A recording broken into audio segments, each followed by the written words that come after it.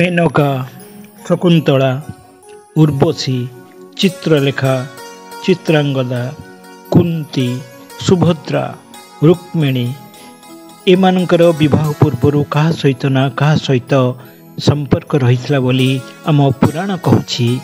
तेबे महाभारत कथा जदि कहवा द्वितीय विवाहर उदाहरण किछि कम नुह। प्रथमे पंचु पांडवों कथा देखा।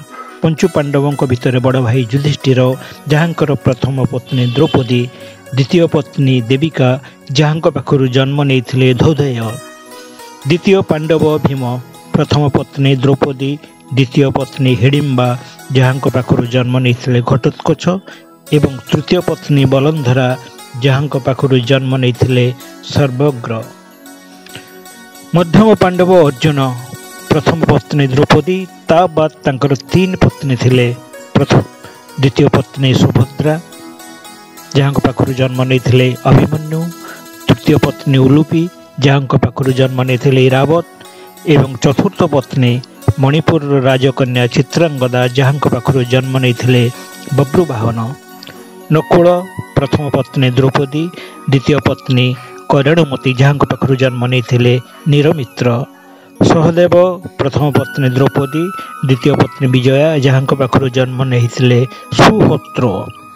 एबे आसिबा पंडुं पाखकू, तांकर मध्य दुई पत्नी कुंती और माद्री। अंग राजा कर्ण को दुई पत्नी वृषाली एवं सुप्रिया। राजा शांतनु द्वितीय पत्नी हेले सत्यवती। श्रीकृष्णकर थिले अष्टपाट राणी, एक रुक्मणी, दुई जाम्बवती, तीन सत्यभामा, चार कालिंदी, पाँच मित्रबिंदा, छ सत्या, सात भद्रा, आठ लक्ष्मणा।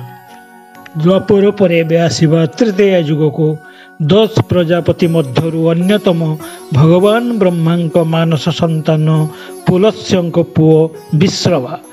विश्रवा ऋषिंकर प्रथम पत्नी इलायुदा बा बरवर्णिनी। इलायुदा पाखु जन्म होते कुबेर। द्वितीय पत्नी निकषा बा कैकेशी, निकषा पाखु जन्म होते रावण एवं तृतीय पत्नी राका। ठीक सेमिति दशरथंकर थिले तीन पत्नी कौशल्या, कैकेयी और सुमित्रा। रावणंकर मध्य थिले तीन पत्नी मंदोदरी जहाँ पाखु जन्म नहीं मेघनाद, अक्षय कुमार। द्वितीय पत्नी धन्यमालिनी जहाँ पाखु जन्म नहीं अतिक्या, त्रिशिरार एवं तृतीय पत्नी अज्ञात ना जना नहीं जहाँ पाखु जन्म नहीं प्रहस्ता, नरांतका, देवताका।